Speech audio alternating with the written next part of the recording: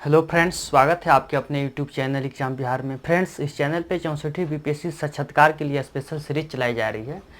इस क्रम में फ्रेंड्स आज हम चर्चा करेंगे कि साक्षात्कार में अच्छे अंक कैसे प्राप्त करें, उसके लिए क्या रणनीति होगी, उसके बारे में हम चर्चा करेंगे। फ्रेंड्स, यहाँ पे हम देख पा रहे हैं कि कुछ बीपीएससी में जो सिलेक्टेड लोग हैं उनके इंटरव्यू के मार्क्स हैं। इनके इनके मार्क्स को हम देखेंगे कि इन्हें टोटल जो 120 मार्क्स का जो इंटरव्यू होता है उसमें देखिए इन्हें हाईएस्ट मार्क्स जो प्राप्त हुआ है 105, ये सुदामा प्रसाद सिंह जी का। इस प्रकार से बहुत से लोग हैं। फ्रेंड्स, इंटरव्यू में मार्क्स के अलावा अगर आप जीएस और इनके ऑप्शनल में मार्क्स को देखना चाहते हैं तो इसके लिए एक मार्कशीट पर एक वीडियो बनाया गया है जिसमें बहुत से टॉपर्स लोग के मार्कशीट है, आप वहां से जाकर के दे सकते हैं। फ्रेंड्स, इंटरव्यू की हम बात करें तो यह बीपीएससी में अंतिम रूप से चयन होने का सबसे अंतिम रास्ता है। इसके इसके माध्यम से ही चलने के बाद हमें अंतिम सफलता प्राप्त होती है। और देखिए फ्रेंड्स, ये 120 मार्क्स का जो होता है बहुत ही इम्पोर्टेंट है, क्योंकि यह 15 से 20 मिनट में 120 मार्क्स का यह एक प्रकार से एग्ज़ाम होता है। अगर हम बात करें तो 64वीं बीपीएससी के तो इसमें सबसे अधिक सीट है, 1465 सीट है। इसलिए इस बार इंटरव्यू मुश्किल से 15 मिनट से ज़्यादा नहीं होगा, क्योंकि फ्रेंड्स देखिए ये इंटरव्यू जो है वो हमारे लिए, आपके लिए एक जीवन मरण का है, लेकिन जो इंटरव्यू लेंगे उनके लिए बस एक ड्यूटी है रोज की तरह। तो इस बार जिस प्रकार से सीटों की संख्या 1465 है, तो इस बार 20 मिनट तो बहुत ज़्यादा हो गया, 15 से 16 मिनट में ही साक्षात्कार समाप्त हो जाएंगे। और यह 15 से 16 मिनट के अंदर में हमें किस प्रकार से या 120 मार्क्स का जो एग्ज़ाम है इसमें किस प्रकार से अधिक अंक हम प्राप्त करेंगे, फ्रेंड्स यह बहुत मायने रखता है अंतिम रूप से सफलता में। आप यहाँ पे देखिए कि सुदामा प्रसाद सिंह जी को 105, राम कुमार सिंह जी को 105, सद्दाम हुसैन जी को 102, सुशांत चंचल जी को 102, आकाश रंजन जी को 105 और रवि प्रकाश जी को 30 मार्क्स। ऐसे बहुत से हैं जिन्हें 30, 29, 25 मिले हैं। तो आखिर क्यों 120 मार्क्स में किसी को 105 मिल रहा है, किसी को 25 मिल रहा है, 30 मिल रहा है? तो फ्रेंड्स, इसके लिए कुछ रणनीति है जिस पर हमें ध्यान देना होगा। अगर हम उन्हें फॉलो करेंगे तो हमें अच्छे मार्क्स आएंगे। फ्रेंड्स, सबसे पहले हम बात करेंगे कि इंटरव्यू, तो हम ये जान लें कि इंटरव्यू नॉलेज का नहीं बल्कि यह पर्सनालिटी का टेस्ट है। यानी कि जो इंटरव्यू में नॉलेज क्यों नहीं है, तो नॉलेज का जो एग्ज़ाम हो चुका है, अगर आप जैसे कि पीटी और मेंस क्वालिफाई किए हैं तब तो आप इंटरव्यू दे रहे हैं, तो आपके पास नॉलेज है, यानी कि आप यहाँ तक पहुँचे हैं। तो यह देखा जाए तो एक पर्सनालिटी का ही टेस्ट है। आपसे बस कुछ समान चीज़ें की जानकारी प्राप्त की जाती है। उसके बाद देखिए यह एक औपचारिक वार्तालाप है। औपचारिक वार्तालाप है यानी कि यह एक प्रकार से बिल्कुल औपचारिक है। वहाँ पे कुछ मेंबर्स होंगे, 4-5 मेंबर होंगे जो कि अपने क्षेत्र के विशेषज्ञ हो सकते हैं, प्रोफेसर हो सकते हैं या टीचर हो सकते हैं या किसी सब्जेक्ट के स्पेशलिस्ट हो सकते हैं या कोई पत्रकार हो सकते हैं या कोई भी प्रशासनिक पद पे हो सकते हैं। तो उनके सामने हमें किस प्रकार से बात करना है, कुछ गुड मैनर होना चाहिए, उनसे बात करने के लिए गुड बिहेवियर होने चाहिए, अपने सब बड़ों से किस प्रकार से बात किया जाएगा। यहाँ पर फ्रेंड्स, साक्षात्कार देते समय हमें अपने आप को ये मान लेना होगा कि हम एक प्रकार से प्रशासनिक अधिकारी हैं। जैसे कि मान लीजिए हम एसडीएम है और हमें अपने से जो भी सीनियर है, डीएम से किस प्रकार से बात करना है, अपने कमिश्नर से किस प्रकार से बात करना है, ठीक वही औपचारिक वार्तालाप यहाँ पे होती है। अब बात करते हैं फ्रेंड्स प्रवेश। यह बहुत मायने रखता है कि साक्षात्कार हम देने जाते हैं तो किस प्रकार से प्रवेश होना चाहिए, प्रवेश करने के तौर तरीके होने चाहिए कि किस प्रकार से गेट खोलना है, किस प्रकार से जाना है। वहाँ पे एक चेयर होता है, वहाँ पे बैठने से पहले हमें इजाज़त लेना होगा। तो इस प्रकार से कुछ ये आदतें हैं जिसको हमें अपने आप में सुधार करना होगा। जैसे कि अगर हम इंटरव्यू देने जाते हैं तो सबसे पहले प्रवेश करते समय गुड मॉर्निंग, गुड आफ्टरनून, या अगर आप हिंदी में बोलना चाहते हैं तो नमस्कार, प्रणाम या हाथ जो करके जो भी आपको अभिवादन करना है उस अभिवादन करना होगा। इससे क्या होगा, आपके अंदर गुड मैनर और गुड बिहेवियर झलकेगा। तब जाकर के आपको अगर चेयर मिलेगा तो वहाँ बैठने से पहले ऐसा नहीं कि हाँ चेयर गए और चेयर खींच करके बैठ के, नहीं, उसके लिए आपको इजाज़त मिलेगा। फिर उसके बाद आप अपने चेयर पे बैठिए, उसके बाद आपको थैंक यू या धन्यवाद बोलना होगा। इन छोटे छोटे पॉइंट्स है फ्रेंड्स, यही एक कारण है कि अगर हम ध्यान नहीं देते हैं तो हमें साक्षात्कार तो अच्छा चला जाता है लेकिन बाद में हमें मार्क्स बहुत कम मिलते हैं।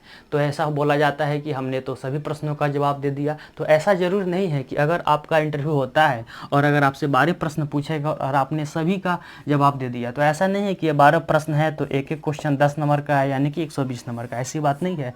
अगर आप बहुत से प्रश्नों का जवाब नहीं दे रहे हैं तो सॉरी है, सॉरी भी एक प्रकार से अपने आप में एक जवाब है। बहुत से ऐसे प्रश्न होते हैं जहाँ पे सॉरी बोलना होता है।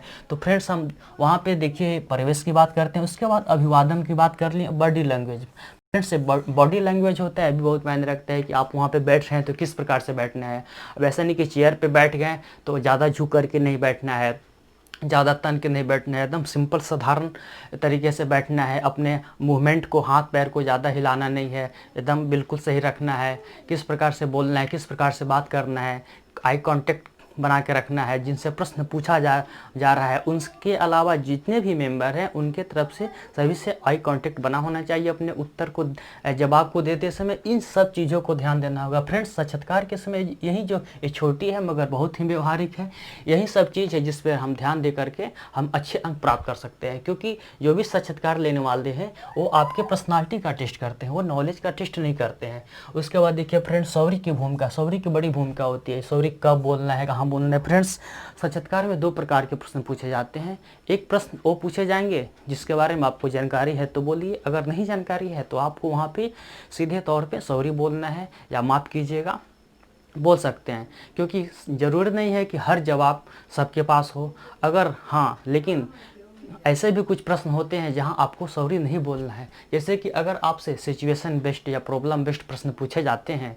जैसे कि आपका चयन अगर एज एस होता है या एज ए वीडियो होता है तो आप वहां पे क्या कीजिएगा, तो इन सब चीज़ों को प्रश्नों में आप सॉरी नहीं बोल सकते हैं। क्योंकि अगर आप यहीं पे सॉरी बोल रहे हैं तो आप जब प्रशासन में जाइएगा तो वहाँ पर क्या बोलिएगा। तो फ्रेंड्स कुछ प्रश्न ऐसे हैं जिसमें आपको सॉरी नहीं बोलना है, आप सॉरी बोल करके नहीं बच सकते हैं। लेकिन हाँ वैसे प्रश्न हैं, अगर आपसे कोई करेंट अफेयर से प्रश्न पूछे गए या आपके सब्जेक्ट से या आपके ऑप्शनल से अगर प्रश्न पूछा जा रहा है तो ज़रूर नहीं कि आप हर प्रश्न का जवाब जानें, आप वहाँ पे सॉरी बोल करके निकल सकते हैं।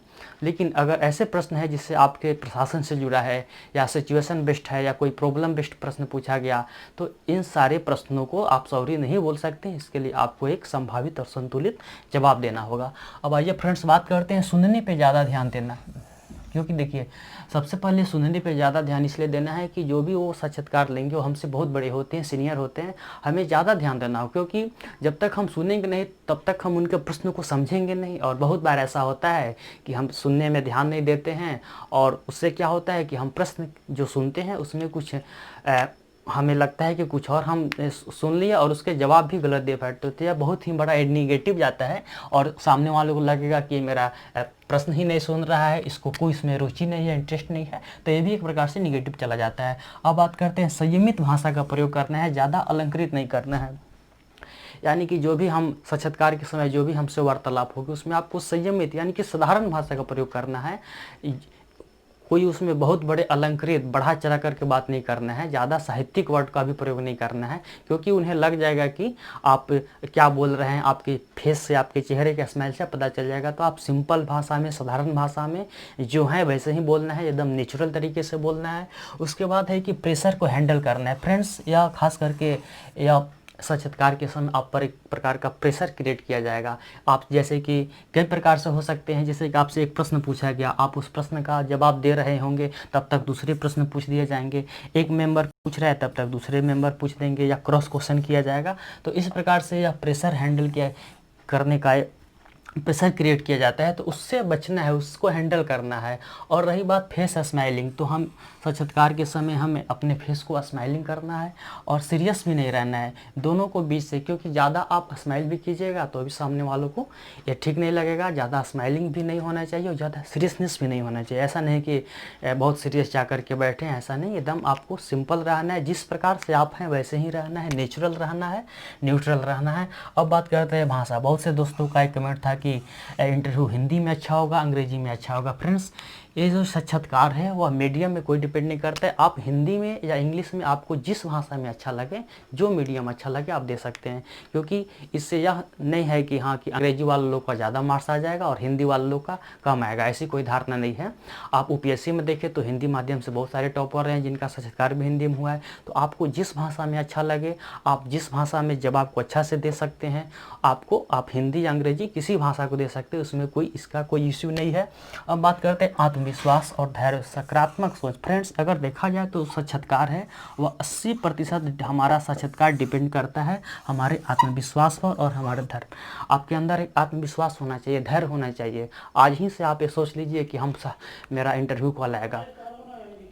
जो लोग सकारात्मक सोच रहे हैं कि मेरा इंटरव्यू कॉल आएगा और अपना तैयारी कर रहे हैं, ज़रूर उनका कॉल आएगा। और जो लोग ये सोच रहे हैं कि हमारा इंटरव्यू कॉल नहीं आएगा, एग्ज़ाम अच्छा नहीं गया है, या इंटरव्यू कॉल आ जाएगा तब जा कर के हम तैयारी करेंगे, तो ये बिल्कुल गलत सोच रहे हैं। वो ज़रूर उन लोगों से एक कदम पीछे हैं जो इतना तो सोच रहे हैं कि हमारा इंटरव्यू कॉल आएगा और इसकी तैयारी भी कर रहे हैं। तो अगर आप में आत्मविश्वास है, धैर्य है, तो आपको 80% यही कवर करेगा। इससे क्या होगा कि आपके जितने भी आपसे प्रश्न पूछे जाएंगे आप उसके सकारात्मक संतुलित जवाब दे सकते हैं। सकारात्मक सोच रखिएगा तो आपका सकारात्मक ही होगा। अब बात करते हैं नेचुरल और न्यूट्रल। हमेशा अपने आप को नेचुरल रहना है, न्यूट्रल रहना है, यानी कि आप जो हैं उसके बारे में। फ्रेंड्स साक्षात्कार में इन जो हमने कुछ पॉइंट्स का चर्चा की है बहुत ही महत्वपूर्ण है। ये देखने में छोटी है मगर बहुत व्यवहारिक है। हम इन चीज़ों पे ध्यान नहीं दे पाते हैं। बहुत से ऐसे छात्र हैं जो इंटरव्यू के लिए अपने सब्जेक्ट को लगते हैं पढ़ने, अपने ऑप्शनल को पढ़ने लगते हैं, करेंट अफेयर्स। वो तो सही है, आप अपने सब्जेक्ट को पढ़िए, ऑप्शनल को पढ़िए और करेंट अफेयर्स को पढ़िए, लेकिन इन बातों पर भी ध्यान देना है। ज़्यादा अगर देखा जाए तो मार्क्स ये जो डिफरेंस है, क्यों किसी को 105 मिला है, 102 मिला है, क्यों किसी को 30 मिल रहा है, 25 मिल रहा है, ऐसा थोड़ी है कि रवि प्रकाश जी को नॉलेज नहीं है। जिन्हें 25 और 30 मार्क्स दिया जा रहा है वो भी तो मेंस क्वालिफाई किए हैं, उनके पास भी नॉलेज है। ऐसा तो नहीं है कि नॉलेज नहीं है, लेकिन आखिर कुछ तो कमी रही होगी जिस कारण आपको मार्क्स कम दिए गए हैं।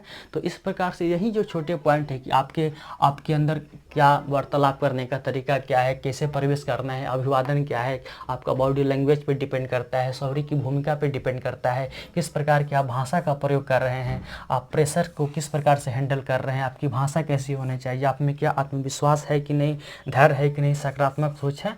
और आप देखिए फ्रेंड्स, साक्षात्कार में यह जानने की कोशिश किया जाता है कि आप प्रशासन में आइएगा तो आप किस प्रकार से बिहेव कीजिए, क्या आप इसके लिए फिट बैठ रहे हैं कि नहीं, यही जानना है। क्योंकि उनको पता है कि आपने मेंस और पीटी क्वालिफाई करके यहाँ तक पहुँचे हैं, तो आप में नॉलेज है। इसीलिए नॉलेज का नहीं बल्कि पर्सनालिटी का टेस्ट है। अगर आपसे 10 भी प्रश्न पूछे जाएँ और आप अगर उसमें से 4 प्रश्नों का जवाब नहीं दिए, सॉरी भी बोले हैं, फिर भी अच्छे मार्क्स मिल जाते हैं।